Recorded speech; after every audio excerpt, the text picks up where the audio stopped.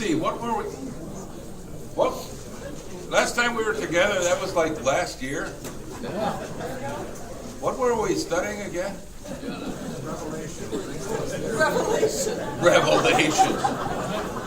Revelations of the Bible. Hey, Father, it's been so long ago I forgot. Genesis. So we were looking at the first books and looking in the book of Genesis and looking at those patriarchs and matriarchs. One of the things I really wanted to concentrate on and call attention to was the matriarchs. And when we finished up, last time we were together, we were looking at how Isaac, Abraham's son, got his wife, Rebekah, through a messenger from Abraham, and the remarkable woman that Rebekah was. And she was going to play a significant part in God's overall plan of salvation.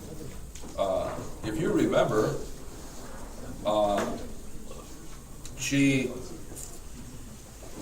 was evidently a young gal, and the messenger from Abraham met her at the watering hole, watering the family sheep, right? And then negotiations took place with the family. There was a betrothal scene and so on. And once they made the contact and made the agreement, then they asked the girl, "You want to go with him?" And she right away said yes.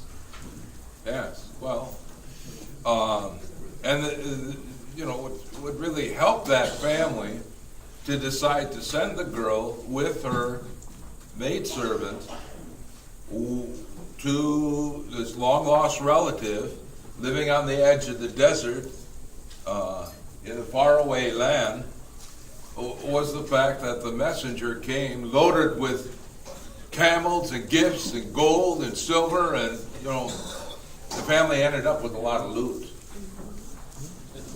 Basically betrothed the girl, betrothing her, and then when she traveled that great distance, and when Isaac spied her coming on the camel, she covered her face right away, right, until he formally accepted her. Now, arranged marriages, seems to me there's a crazy TV series on about it. And one of those channels today, mom and dad choosing the spouse for the girl. There's a reality show like that. Huh? Today, well, that was done back here. Now, after that, we didn't look at this, but then there was a time after Abraham died, and Isaac and the older, the first son, Ishmael, buried him. Then Isaac went to negotiate with that king of that region over some water rights, Abimelech. The same one that Abraham had negotiated. This is chapter 26 in the book of Genesis. And as Abraham did with his wife Sarah, when they were in Egypt, Isaac also passed Rebekah off as his wife, and not as his wife, as his sister, to protect his own interests. And Abimelech, because Rebekah is also described as being very beautiful, nice eyes, and so on. And then, King Abimelech saw the two of them, and it's kind of funny, fooling around with each other. verse 26, chapter 26, verse 8. But when he had been there for a long time, Abimelech, king of the Philistines, happened to look out a window. I didn't think they had windows back then. And was surprised to see Isaac. I don't know what your translation has, but it says here, fondling his wife Rebekah. And then he called Isaac, and she must certainly be your wife. I saw what you were doing. And Isaac said, no. Well, really, she's my sister by extended family clan connections. So I want you to understand that here is a sociological difference. The people where Abraham comes from the land of the Chaldeans, their extended family are brothers and sisters. Okay? Whereas the people that would be called the Canaanites or Philistines, they had a narrower understanding of family. And so this is more of a family custom of those who are coming from where Abraham came from. From his standpoint, he really did lie, but she was actually his wife. And she's going to play a significant role then in the next chapter, 27, in furthering God's plan and the next choice. Jim? Father, do you think that all these wife swapping stories are real or just to tell a story? There were no Philistines at that time. If that part of, they were still hanging out in Asia Minor. Okay, so Jim's question, do I think this is just stories? Well, that's not really wife swapping, as we had in the 70s and 80s. Do I think it's real? I think that the storyline as it came down through Hebrew heritage had, a basis. What I'm trying to point out is possibly the cultural traditional basis to give us a broader understanding of these first people to believe in only one God, okay, where they were coming from. And particularly today, amongst the Arabs, Arab peoples, they still have that kind of clan mentality, that extended family kind of mentality. So, when you hear this, it's kind of a interesting story. But when you find that there's a pattern, remember I've talked about types or models, okay? When there's a pattern, when someone does something like Father Abraham passing his wife off as a sister, and then his son passing his wife off as a sister, when they feel threatened, when they feel that if they did not, their wife would be taken away from them and they would be killed by the king and by the leader, that it was more advantageous to use what was a cultural understanding that was different than the settled people. You also get this Abraham and Isaac, they are traveling, journeying, pastoralists. They immigrate with their flocks from one place to another. The kings of Egypt and this king Abimelech represents settled people.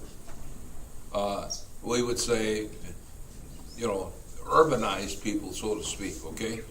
Now, you point out Philistines. That is put in here. That is more of, and you're right, Philistines didn't invade the land of Canaan until after the time period of the patriarchs, okay? But the source from which this story is coming from. And the final editor happens at a time period after the Philistines had invaded and impacted the Israelite people. So if this story is being presented to us, and the final editor lived in the 6th century BC, and yet the story comes from a time period that's like the 17th or 16th century BC, the final editor is using a designation for that king that would be understood by the people of his own time period. Okay, so that's why he identifies King Abimelech as not a Canaanite but a Philistine for the sake of his audience. Okay, thoroughly explained now, right? I want to focus on the girl, okay? Yeah. Because number one, because the women, usually in the patriarchal narratives here in Genesis, it's always the focus on the guys, and the role that the women play, and there's kind of a certain trends there as well. So Isaac used a deceptive practice that Abraham used as well. Why? In order to protect, from the standpoint of, loving relationships and human and, 21st century, in order to protect the wives in order to protect his own neck and his own skin and his own property and his own herds, and that, it would not be taken over by these kings in whose lands these wandering pastoralists have entered into. So now the next story in 27 is deception.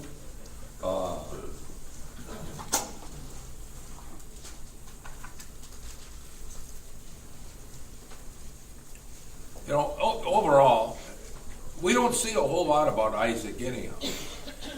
Isaac plays almost a secondary role in God's divine plan. His wife Rebekah, as we will see as we go into chapter 27 and subsequently 28, is going to play a more prominent role.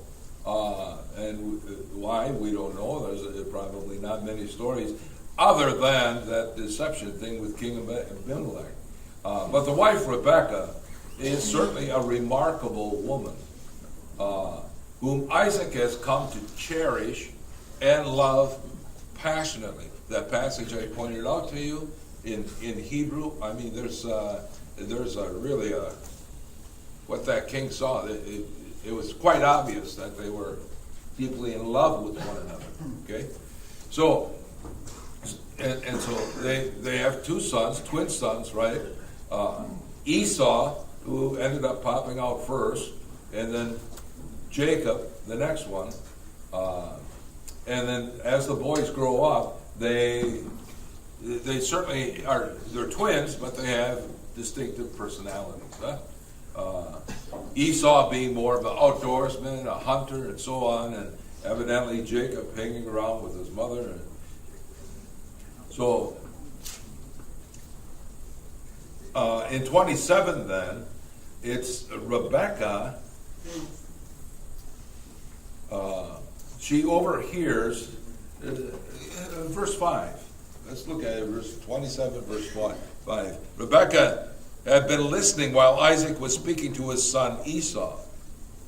Just before this, Isaac had said, go out and get into the country and hunt something for me. Isaac liked venison. He liked wild game. Catch and prepare an appetizing dish for me, and then bring it back, and I will give you a special blessing before I die. Now, Rebekah heard this, it says, so when Esau went out into the country to hunt some game for his father, Rebekah said to her son Jacob, listen, I overheard your father tell your brother Esau, bring me some game, and with it prepare an appetizing dish for me to eat, that I may give you a blessing with the Lord's approval before I die. Now, son, listen. Now, son, listen. She's talking to Jacob. Go into the flock and get me 2 choice kids, and with these I will prepare an appetizing dish for your father, such as he likes. Then bring it to your father to eat, that he may bless you before he dies. But my brother Esau is a hairy man, said Jacob to his mother Rebekah, and I'm smooth-skinned. Suppose my father feels me, and he will think I'm making sport of him, and I shall bring on myself a curse instead of a blessing. His mother replied, let any curse against you, son, fall on me. Just do as I say. Go and get me the kids. Well, you've heard this before. You know the rest of the story. She not only prepares the appetizing dish, but she takes the clothes and the skin of the kids and puts it on her son Jacob. And Isaac, he's blind. You know, he doesn't have very good eyesight. But he's blind in some other ways too. Okay? Yeah. Yes? Why did you call her remarkable? Because she was very deceiving. Huh? You called her remarkable. Well, I call her remarkable because, first of all, she was raised, granted, in the same, family and clan, but in a far different region, and so on. And life would have been more set, okay? She's remarkable in the sense that she's pretty quick thinking, or some might say scheming. Huh? Very deceiving.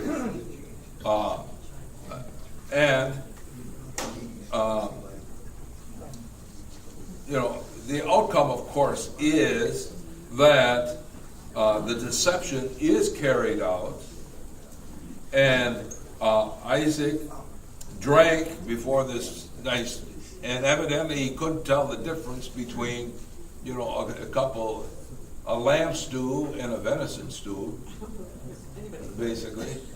Huh? Anybody can tell that difference. It depends on the herbs.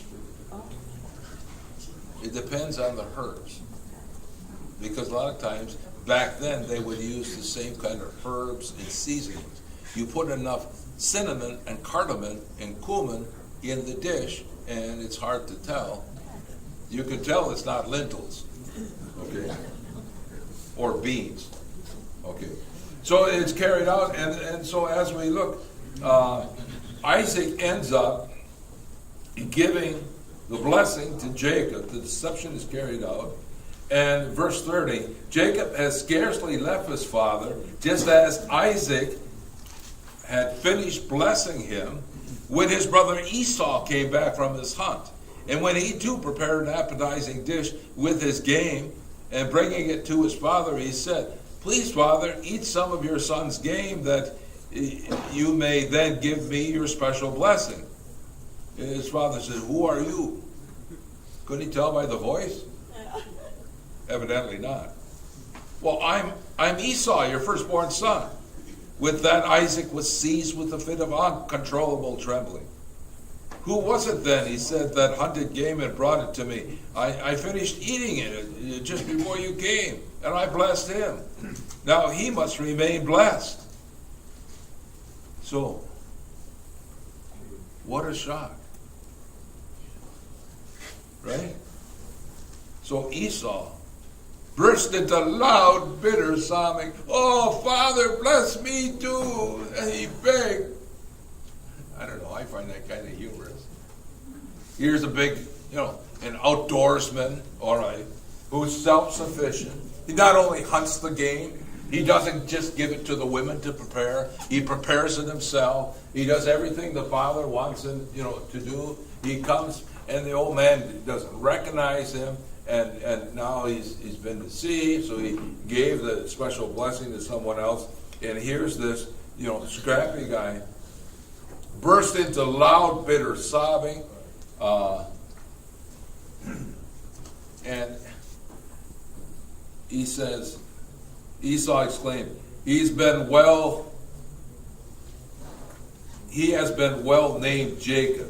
He has now supplanted me twice. First he took away my birthright, and now he's taken away my blessing. Then he pleaded, haven't you saved the blessing for me? He's whining. I don't know about you. I find that kind of humorous, Hunter outdoors type, he's whining before the old man. Isaac response. Now, this response, verse 37, gives you, again, a cultural significance here. I have already appointed him your master, and I have assigned to him all his kinsmen as his slaves. Besides, I have enriched him with grain and wine. What then can I give you, my son? So, what goes along with this family blessing? What goes along with this inheritance?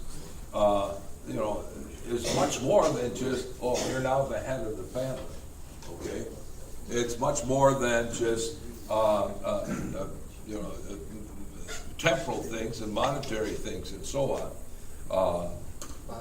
Yeah. Can you talk about the birthright and then the blessing? Are these two distinct things, or? They are. There's a story we skipped over we skipped over that Esau had come in from eating from hunting one time. It's in verse 20, chapter 25, verse 27. And he was so hungry, and Jacob was making some vegetable soup, lentil soup, okay? And Esau was so hungry that he begged to have it, and he gave up his birthright just to have a bowl of soup. Okay, but that birthright and a special blessing. Two different things. Two different things, okay. Usually they went together. So it kind of sounds like if things had gone as Isaac originally planned, Esau would have, had the blessing. But wasn't that really his birthright as well? Esau would have gotten the blessing if things would have went as planned. John is pointing out he would have gotten the birthright as well as the blessing. Yes. Okay. Esau would have. Esau would have. Yeah. In spite of what Esau had done earlier? Right. Okay. Yeah. Because Isaac didn't know about the boys swapping. Okay. But the subtle thing here is Rebekah might have known. It doesn't say that Jacob went and told his mother, Rebekah, that Esau had, swapped out his birthright for a bowl of soup. Okay. Esau knew. Huh? Well, yeah, Esau knew, but maybe Jacob was a better choice. That's what I'm thinking. Yeah. Rebecca knew both of her sons, Yeah. loved them both, but would know who would be a better leader of the family. Yeah. Doc? It seems like the message is coming through here is the devious and clever shall inherit the earth. The devious and the clever shall inherit the earth.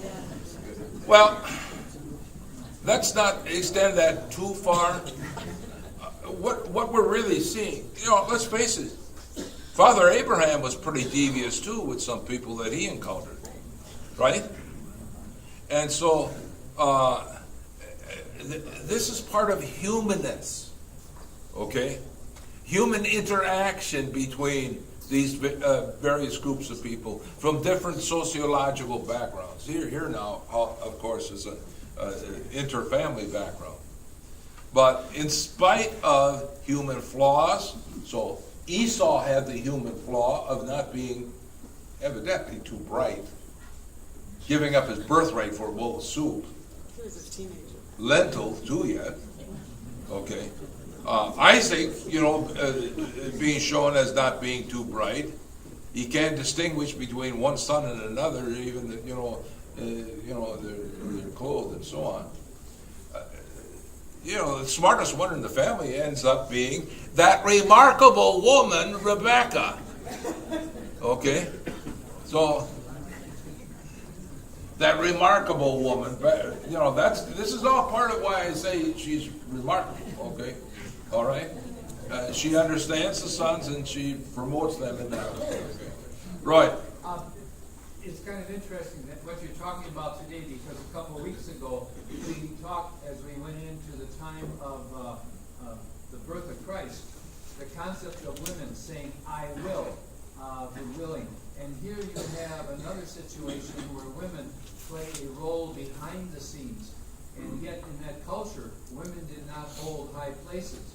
Yet they were able to manipulate and move to see that the Word of God was carried forward.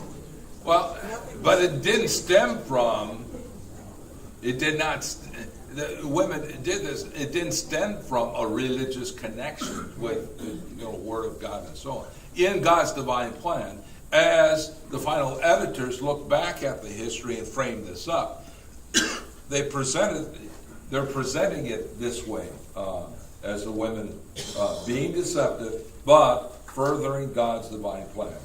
I have a note here from before. Yes. It says, if there's music and rhythm, less chance of change.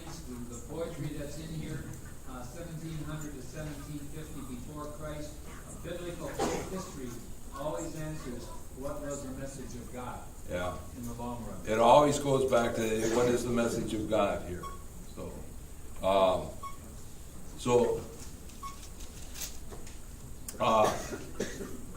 Now, Thomas, what do you have? Let's get back to Isaac.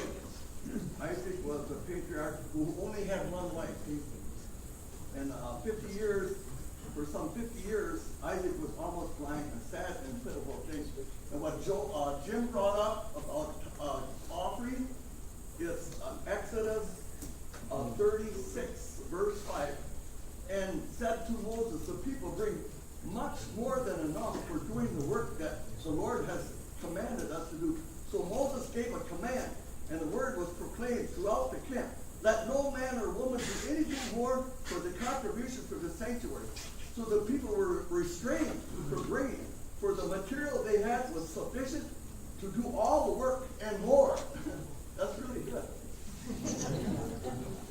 That's what Jim brought up. Did I say too much? I don't understand your connection, but He's talking about the food program.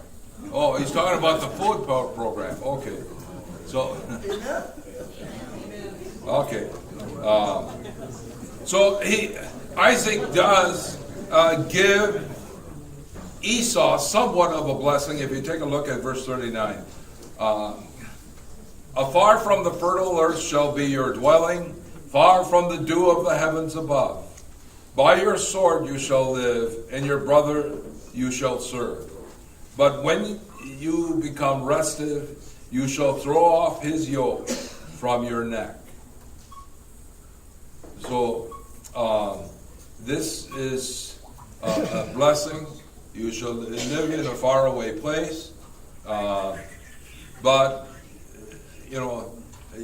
your brother, eventually the yoke or servitude or and so on will be thrown off. So that really doesn't sit well. And so again, Rebecca comes in, verse 42. When Rebecca got news of what her older son had in mind, so verse 41, Esau bore Jacob a grudge because of the blessing his father had given him. He said to him, when the time of mourning for my father comes, I will kill my brother Jacob. So Rebecca got news of this, what Esau had in mind, and so she called the younger son and said, listen, your brother intends to settle accounts with you by killing you. Therefore, son, do what I tell you. Flee at once to my brother Laban in Haran, and stay with him a while, until your brother's fury subsides, until your brother's anger against you subsides, and he forgets what you did to him. Then I will send for you and bring you back. Must I lose both of you in a single day? And then not only did she propose this, in other words, Jacob, get out of town, Right. you know, and I'm going to send you to my brother in this faraway land. Rebekah said to Isaac, now here's a little more scheming and deception. I am disgusted with this life because of the Hittite women. If Jacob also should marry a Hittite woman, a native of the land, all these women, what would life be to me? See, Esau had already married a Hittite and a Hivite wife, local. We found her at the water. It doesn't say where he found it. Probably out on the hunt. Probably in one of those bushes. So Isaac therefore called Jacob, greeted him with a blessing. This Isaac has blessings all over the place. Huh? Verse 28, chapter 28. You shall not marry a Canaanite woman. Go now to Padam Aram, to the home of your mother's brother Bethuel, and there choose a wife for yourself from among the daughters of your uncle Laban. Now, verse 3 and 4. This is the blessing. Now, this is important. The blessing is important. May God Almighty bless you, make you fertile, multiply you, that you may become an assembly of peoples. May he extend to you and your descendants the blessing he gave to Abraham, so that you may gain possession of the land where you are staying, which he assigned to Abraham. Does that sound like the blessing, the covenant with Abraham? Yes. Okay. So what I'm trying to point out to you is this is Isaac's most important act. Extending onto his son Jacob then, not just the family hereditary blessing, but the blessing of the divine promise of God's covenant. The blessing of the divine promises in God's covenant. And now Isaac has fulfilled his role with this particular statement and blessing that he gave. Okay? It marks the successful completion of Isaac's primary role. He has carried out the divine promise because he has now passed on to the next generation and entrusted to the son chosen by God with the help of the deception of Rebekah, his wife. The divine promises. Now, I have a couple of questions for you. In looking at this part and Rebekah's role and so on, here's a strange question, maybe. But how was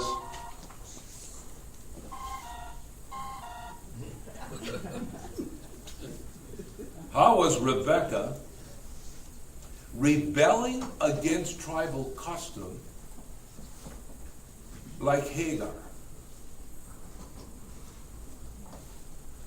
Abraham's secondary wife? How was Rebekah rebelling against tribal customs like Hagar? What? Because she sent him away? Hagar had to leave, so there's a sending away theme. You know, she's sending her son away, her favorite son. Michael? Hagar got a wife for her son Ishmael from Egypt. And so, back in her hometown. And so, Rebekah is. Okay, so here again, it's not the father arranging the wife, good point, but Hagar ended up arranging a wife for Ishmael back amongst her people in Egypt. And here, Rebekah is arranging for a possible wife back, sending her son away, back to her home area, okay? Maury? Well, she was interfering with the cultural tradition of passing on blessings and material to her rightful son. Yes, she was interfering with those tribal customs, Yes, Jim? People were very tribal in those days. And seeing her sons marrying Canaanites, who basically they would consider hillbillies. She Yes. did not have nothing to do with them. Go back to our people up in Syria, where basically who had come from a pretty much cultivated society in Mesopotamia. Those were the people she wanted them to associate with. Okay, so Rebecca wanted her son to associate with the more cultivated people, as she understood her family, that she was raised up in northern Syria or northern Iran, northern Mesopotamia. So, all right. So Esau noted that Isaac, next in verse 6. So Esau noted that Isaac had blessed Jacob when he sent him to Paddan Aram to get himself a wife there, charging him as he gave him his blessing not to marry a Canaanite woman, and that Jacob had obeyed his father and mother, and that pleased them. So Esau realized how displeased the Canaanite women were to his father Isaac. So he went to Ishmael, cousin Ishmael. And in addition to wives he married the daughter of Abraham's son Ishmael and sister of Nebaioth.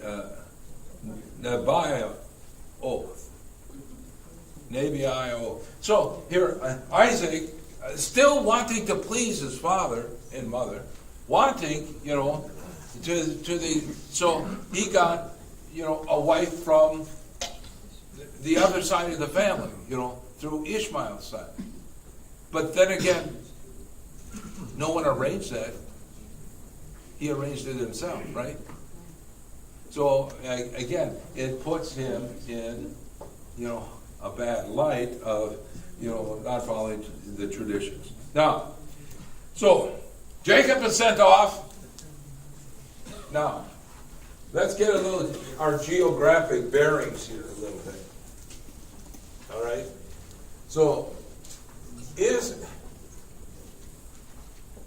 Abraham settled around Beersheba? So Isaac in this family circle is here, right on the northern edge of the Negev desert, just south of Hebron.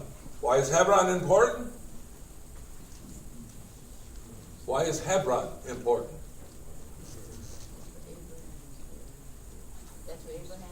That's where Abraham is buried. That's where Abraham buried his wife Sarah, right, in that cave of Machpelah. So the family's not too far from Hebron. Now, so Jacob is sent to an area that's called Paddan Aram, northern Mesopotamia, between the rivers.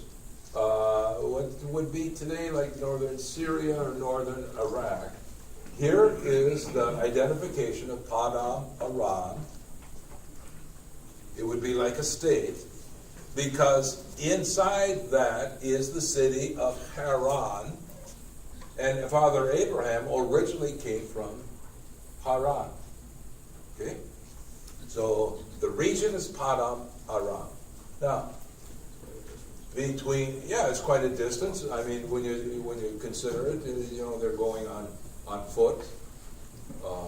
Although the family did have camels. Probably not. Even though it says they were given camels. Camels weren't. Yeah. Well, they were around, but not with the Hebrew people then. So he's on his way, and not far from Jerusalem, just 14 miles north of Jerusalem, which is, maybe 50, 60 miles from Beersheba. He comes, after maybe a 2 days journey, to this place called Bethel. It's not clear if he knows it is Bethel or not. But Bethel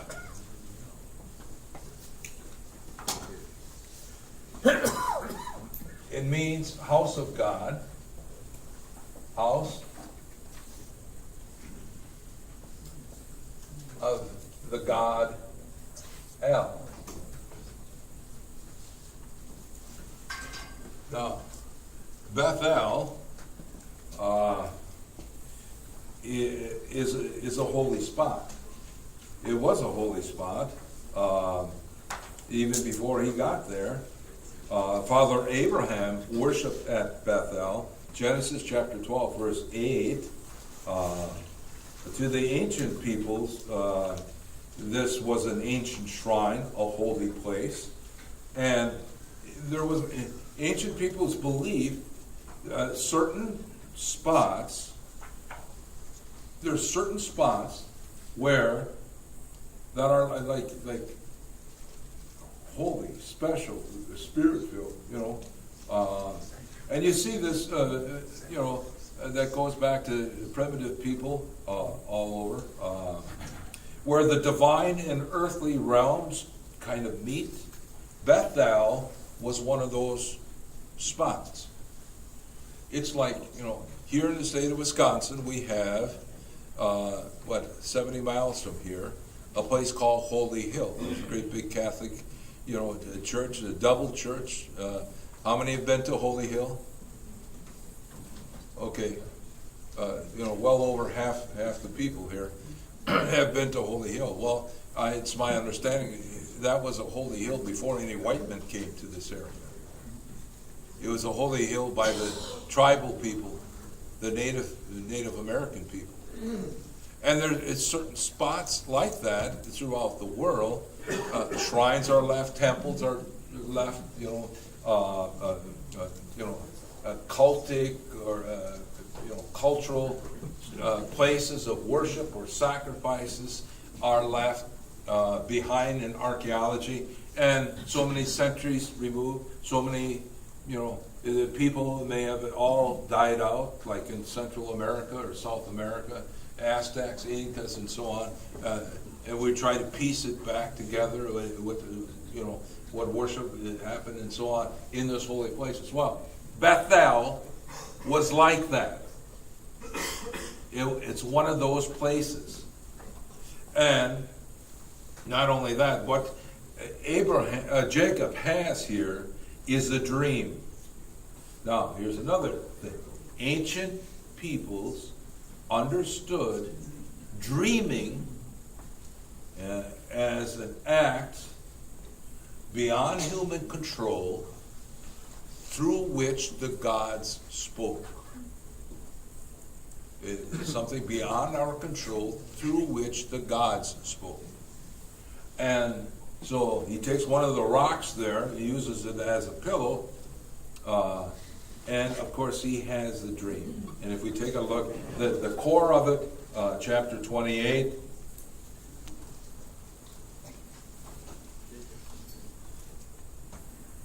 verse 11, when he came upon a certain shrine, as the sun had already set, he stopped there for the night. Taking one of the stones at the shrine, he put it under his head and lay down to sleep at that spot.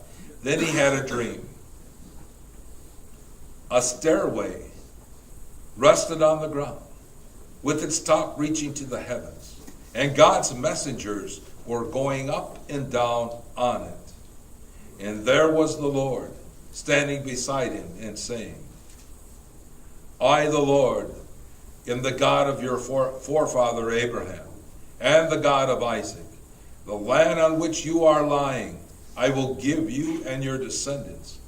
These shall be as plentiful as the dust of the earth, and through them you shall spread out east and west north and south. In you and your descendants and all the nations of the earth shall find blessing. Know that I am with you. I will protect you wherever you go and bring you back to this land. I will never leave you until I have done what I have promised. Oh, there it is, huh? Huh? Don't you wish you had dreams like that where God would say, give you all that? Yeah. Yeah. Your question? Yeah. When it comes to abortions, isn't it murder? We certainly understand it as abortion as murder. Yeah. Okay. So, Roy. Well, the two things. One thing in the question. This is really a reinforcement of God's promise to Abram in a little more detail. But also, why do we put so much emphasis in our own personal folklore as we look back in the Bible on Jacob's ladder? Well, I don't know how much we put, but this is where the stairway to heaven, Jacob's ladder, that imagery comes from, because it is a distinctive imagery. You probably have a footnote in some of your Bibles that indicate the Hebrew word here is more like the ancient ziggurats, the steps, platform, ascending platform, one upon the other. Okay. As it's described here. The important thing is, first of all, how does God identify God's self in here? I, the Lord. I, the Lord of? God of your forefather. The God of? Abraham. The God of? Isaac. Almost automatically you want to say the God of Jacob. But Jacob is getting this for the first time. Okay? Subsequently, we fast forward 400 years or 500 years, Moses at the burning bush, and he comes, right? And God revealing to Moses, and God's, from the voice from the burning bush, I am the God of Abraham, the God of Isaac, the God of Jacob. But what we are looking at is Jacob's unique religious experience with the Lord God. Okay? The God of his father and his grandfather. Jacob's unique experience. And Jacob's response will be, verse 20. Then Jacob made this vow. If God remains with me to protect me on this journey, just on the journey I am making, and to give me enough bread to eat and clothing to wear, and I come back safe to my father's house, the Lord will be my God.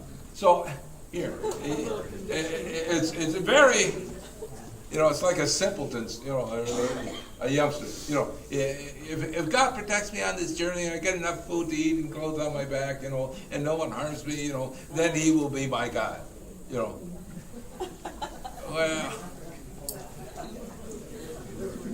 this stone that I have set up as a memorial stone shall be God's abode. So he took that stone, which he had used as a pillow, and he, set it up.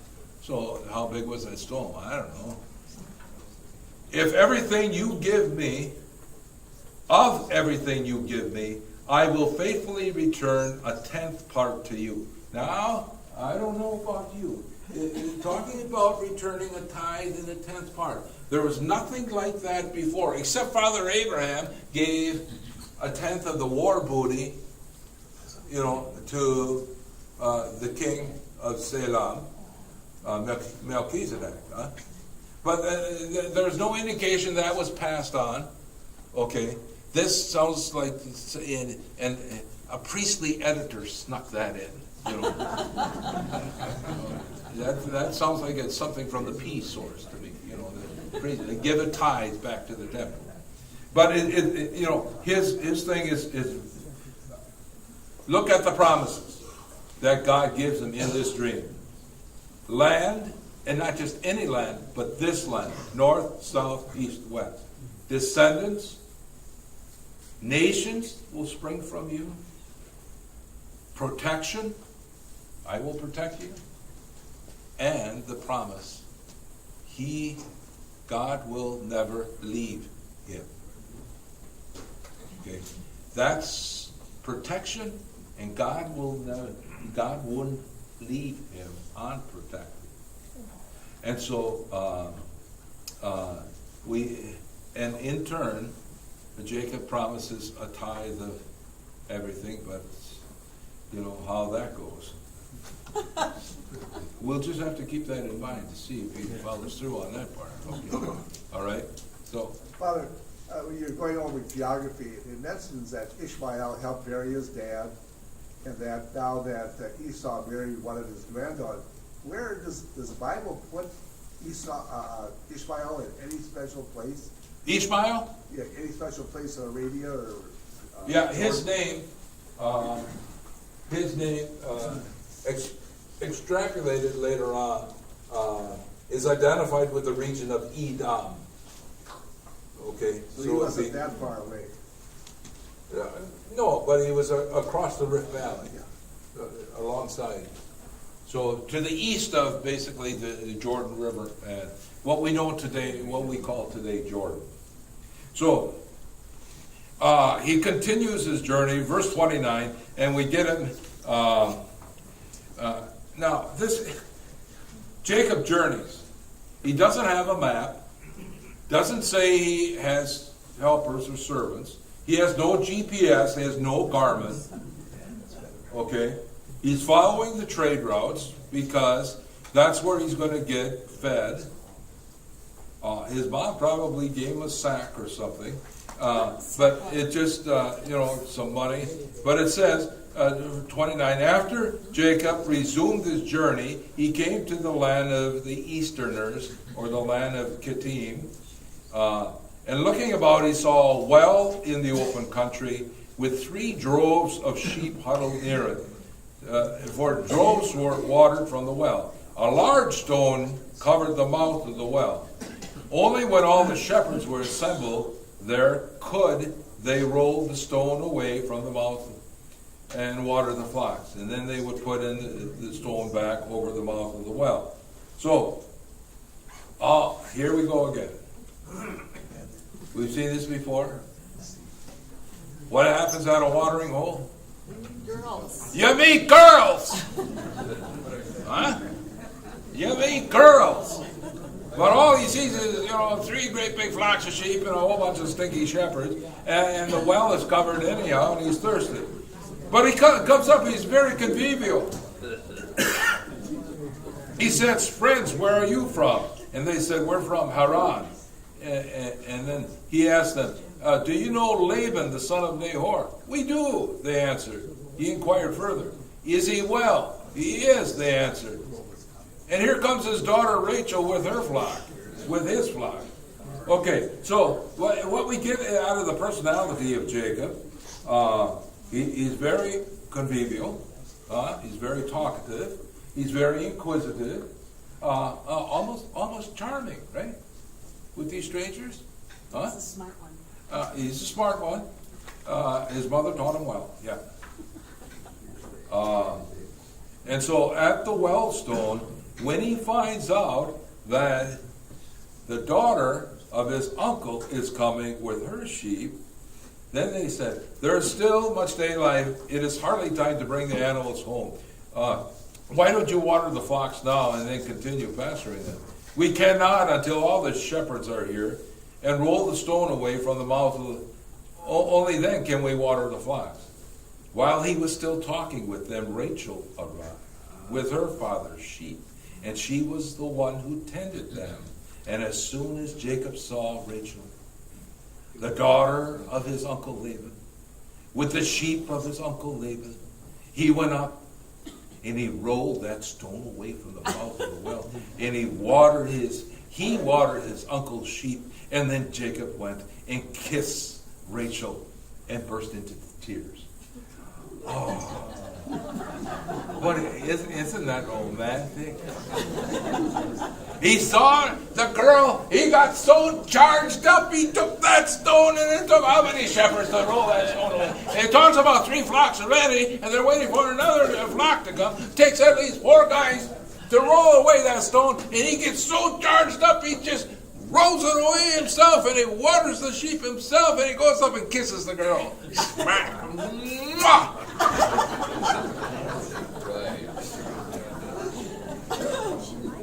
Now, don't get carried away with your imagination. This isn't necessarily love at first sight. Because just like in the other women at the well stories, she runs home to her father, or to her dad, Uncle Laban. Uncle Laban comes, and what does Uncle Laban do?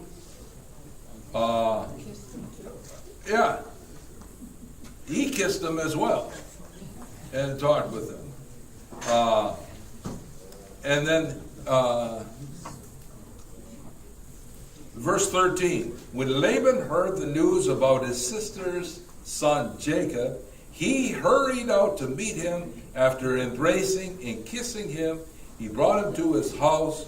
Jacob then recounted to Laban what had happened, and Laban said to him, "You are indeed my flesh and my bone." So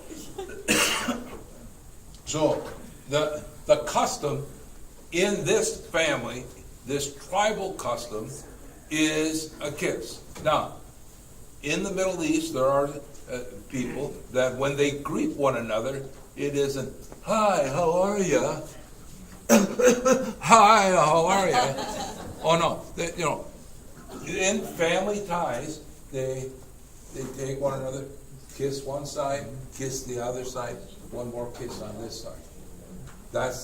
It's like a family kiss. It's like a family ritual. Okay, and I've seen it. Men, women. Okay, kiss, kiss, kiss. Okay, it's a customary greeting. Sometimes they'll do a double kiss on both cheeks.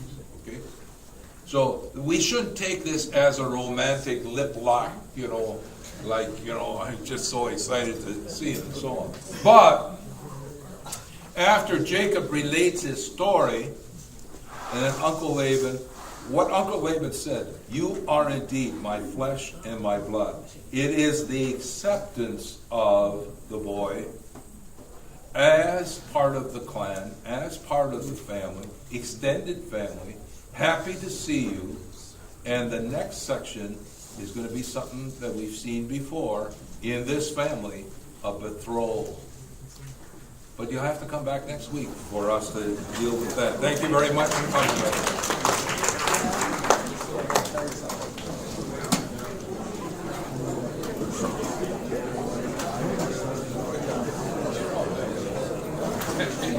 Did you ask Santa Claus for a new Bible? I always do anything I Well, yeah, this is Oh, remind you? Yeah. Yeah, that's true. That's what I walked out. Tell Jim to remind Jim to turn off the heat. He was busy telling the story. Yeah,